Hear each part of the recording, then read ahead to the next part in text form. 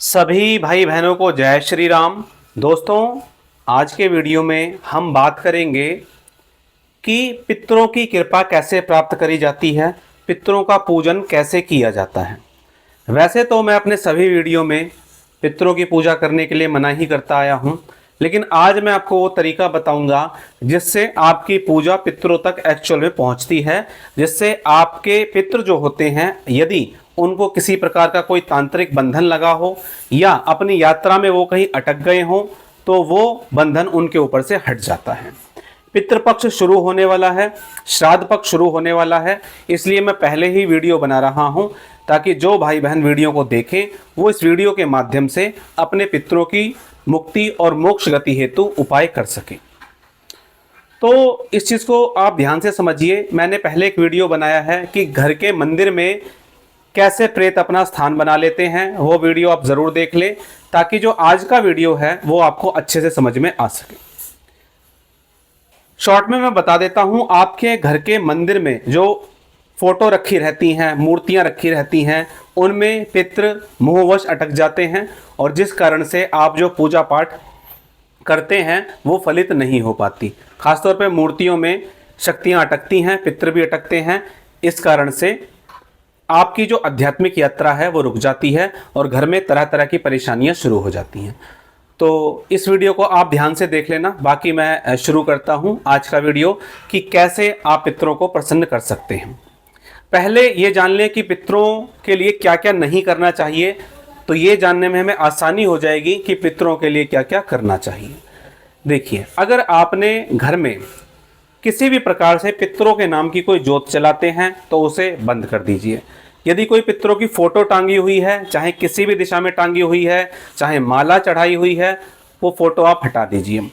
यदि पितरों की कोई ऐसी प्रिय वस्तु रखी हुई है, कोई उनका पानी पीने का गिलास, उनका प्रिय कपड़ा, जूते चप्पल, तो उनको आप घर से हटा दीजिए। ये चीज़ आप ध्यान से सुनिए ताकि आपके पितृ अटके नहीं और बाकी बाद में जो आप काम करें वो फलित होने लगे।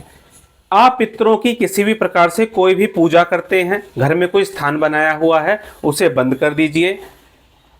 इससे क्या होगा, आपको तो फायदा मिलेगा, लेकिन अगर आपकी आने वाली पीढ़ी ने पितरों की पूजा नहीं की तो दूसरी या तीसरी पीढ़ी में पितरों से संबंधित बहुत बड़ी समस्या देखी जाती है।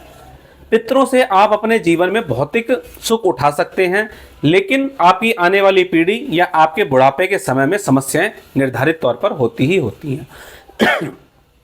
तो अब करना क्या है वो सुनिए। अब मैं ये बताता हूं कि एक्चुअल में आपको क्या करना है। एक मेरे सामने प्रश्न आया है, जब मैं ये सारा सामान हटाने के लिए बोलता हूं तो बहुत से भाई बहन बोलते हैं कि भाई हमारे गांव में तो पितरों का स्थान बना हुआ है।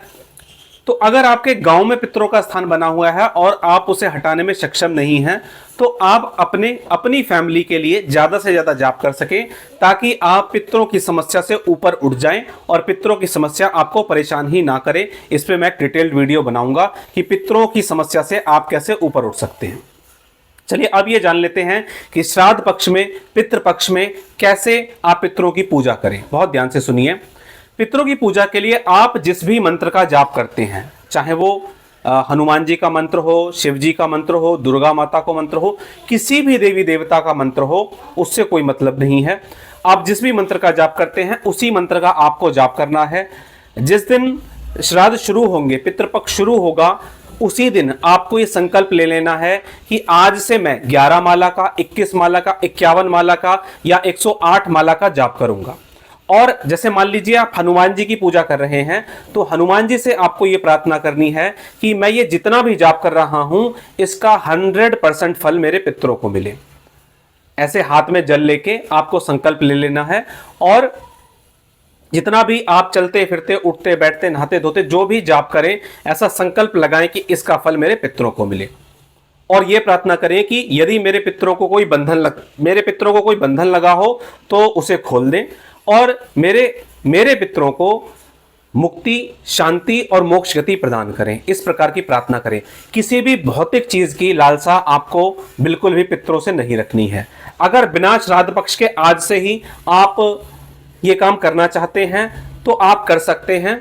आप जो भी दैनिक जीवन में माला जाप करते हैं उसमें से 2 माला, 5 माला, 11 माला अपने पितरों के नाम की कर सकते हैं।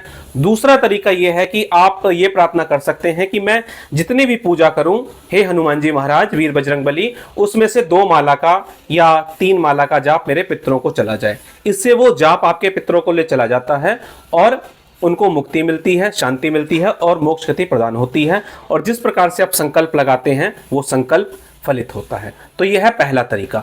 दूसरा तरीका यह है, बहुत से भाई बहन मेरे पास जब अपॉइंटमेंट बुक करते हैं तो कहते हैं कि हमारी कुंडली में काल सर्प दोष है, पितृ दोष है। उसका मैं एक बहुत बढ़िया उपाय बता रहा हूं। इस पितृपक्ष में या जब भी आप वीडियो देखें, जब भी आप कर सकें, आप शिव पुराण का पाठ करें। किसी से करवाना नहीं है, स्वयं से शिव पुराण का पाठ करें। शिव पुराण ले आइए हिंदी में और उसे पढ़िए।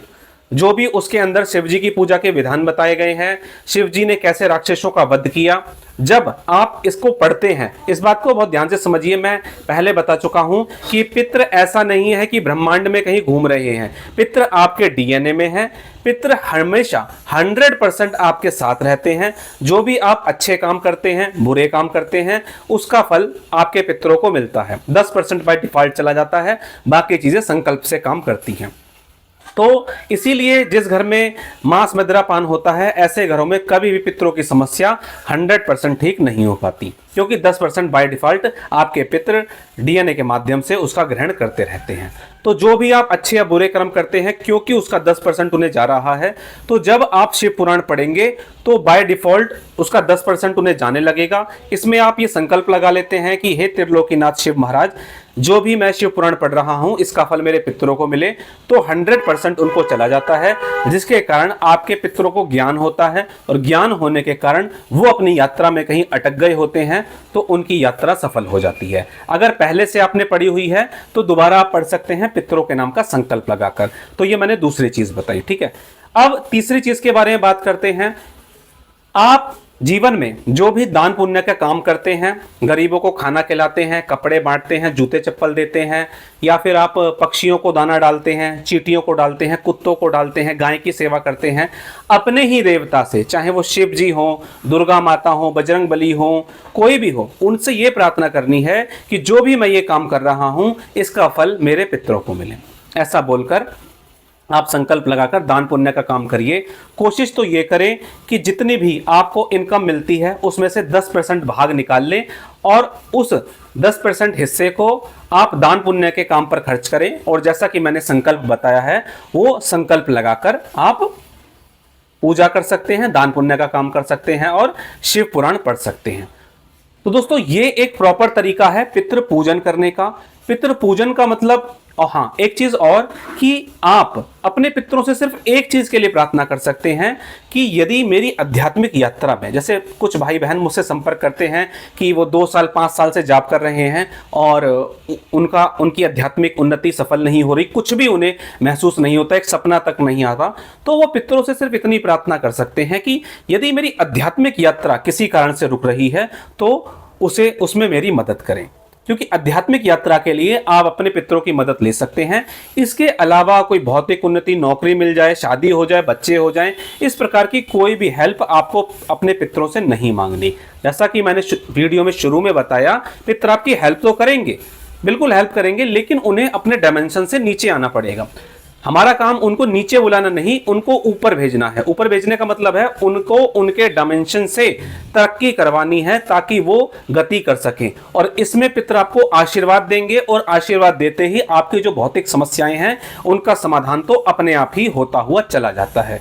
इसके अलावा मैंने धुनी करने का एक प्रयोग बताया हुआ है, सबसे पहला वीडियो है, वो आप देख सकते हैं। जब आप वो धुनी घर में करते हैं तो धुनी करने से आपको घर में जो नेगेटिविटी है उन समस्याओं का भी समाधान होता है और आपके पितर भी नेगेटिव योनि से अच्छी योनि में आने शुरू हो जाते हैं। धुनी हमारे यहाँ बनाई भी जाती है, काफ़ी भाई बहन ले भी चुके हैं। जो लेना चाहते हैं वो ले सकते हैं, जो बनाना चाहते हैं उनको मैंने बनाना भी सिखाया हुआ है।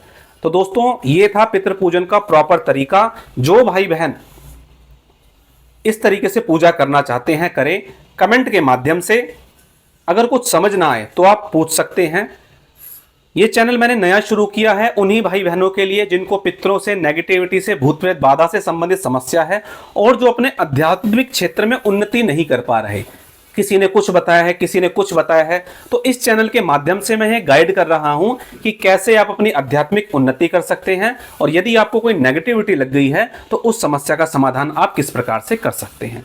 चलिए दोस्तों, आज के वीडियो में इतना ही। मिलेंगे इसी तरह की जानकारी के साथ अपने अगले वीडियो में। तब तक के लिए जय श्री राम।